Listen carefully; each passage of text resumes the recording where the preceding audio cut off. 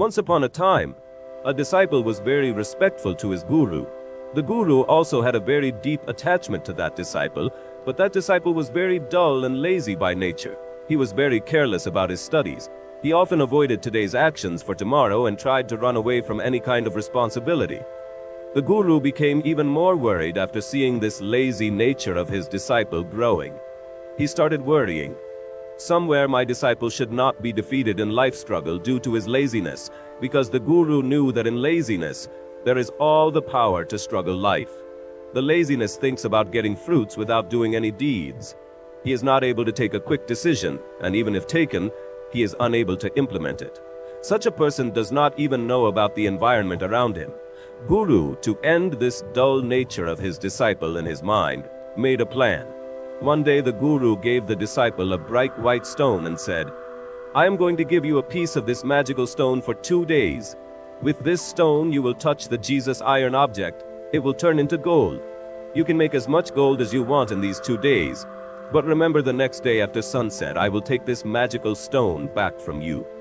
The disciple was very happy to get this opportunity. The disciple imagines how good his life would be when he has a lot of gold. How happy, prosperous and satisfied. He will have so many servants that he will not have to get up to drink water. He planned that when he has a lot of gold, he will build a very luxurious house, in front of which there will be a very attractive garden, in which he will roam every evening. He will buy a very good car for himself. He will have many bodyguards and servants, and all of them will have to give orders. Thinking all this, he slept that night.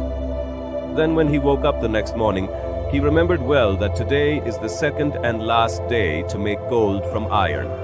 He took a pledge in his mind with full determination that today he will definitely take advantage of the magical stone given by Guruji. He decided that he would go to the market and buy big iron items from there and convert them into gold. The whole day passed, but he kept thinking that there is a lot of time. It has been noon, thinking that I will go to the market anytime. So he decided that after having lunch, he would go out to take the goods. But after eating, he had a habit of resting. And instead of getting up and working hard, he thought it appropriate to rest. But his body, filled with lethargy, was soon lost in deep sleep. And when he got up, he was close to the sunset.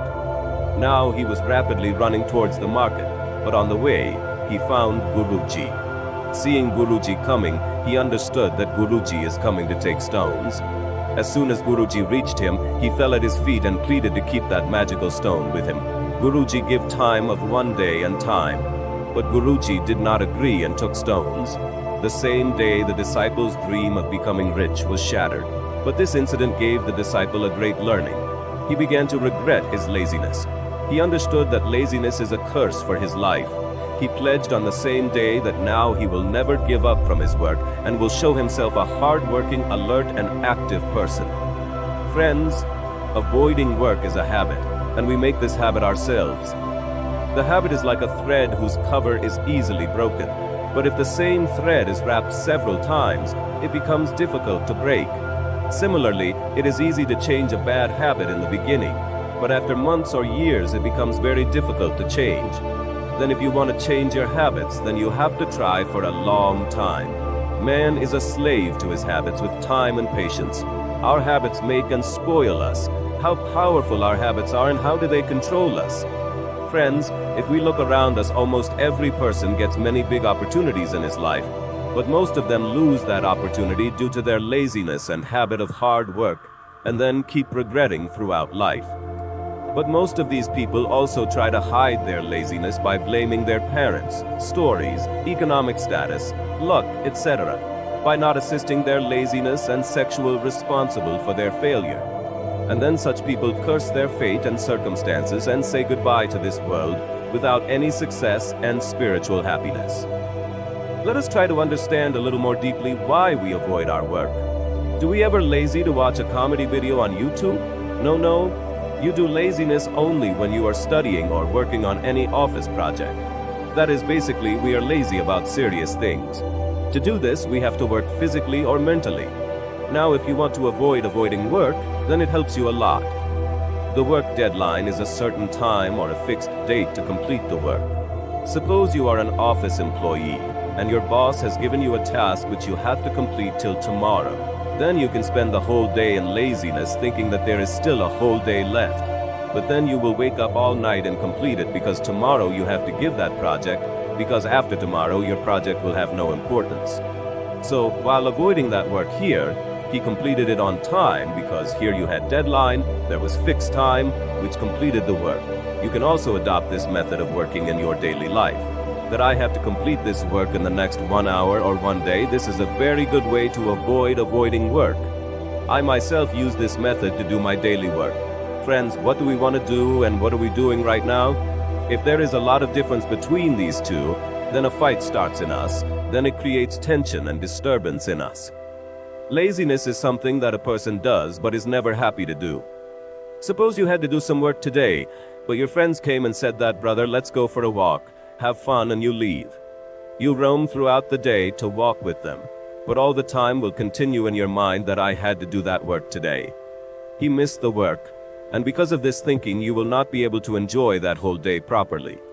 One more thing to note is that we have a habit of avoiding work. There are 5 major reasons behind this. First, the work you have to do and the fruit of that work you will get. If the chances of getting the fruit of that work are very low, then you will try to avoid that work because the motivation to do that work is reduced. Another work that does not conform to your needs or you do not like to do that work, then you will go avoiding that work. The third reason, if it is not necessary for you or there is no major reason for you, so you will keep avoiding that work. The fourth reason, if we get the benefit of doing some work immediately, then we will be excited to do that work and which we get benefits after a long time, then we try to avoid such things. The fifth reason of failure is more likely if we are more likely to fail in some work, then we would still try to avoid that work. Friends, now the question arises that how to avoid this habit of avoiding work. See, if you are getting these 4 things to do some work, then you will do that work under any circumstances. The first is the desired result. The second, you have the entire chance of succeeding in that work. Third, which is still getting benefits. After working, you will start getting more benefits. And fourth, when the work is found immediately or as soon as the work is over, benefit you.